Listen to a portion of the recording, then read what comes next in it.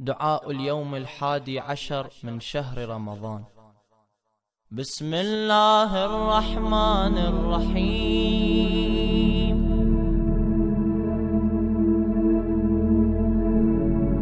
اللهم حبب إلي فيه الإحسان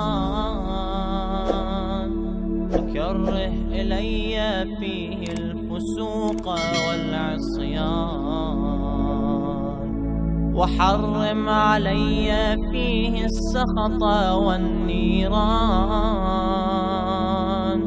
بقوتك يا غوث المستغيثين.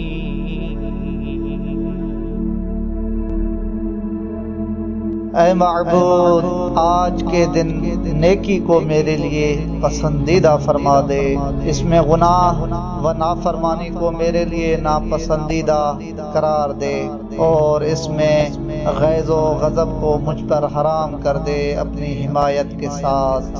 اے فریادیوں کے فریاد رس،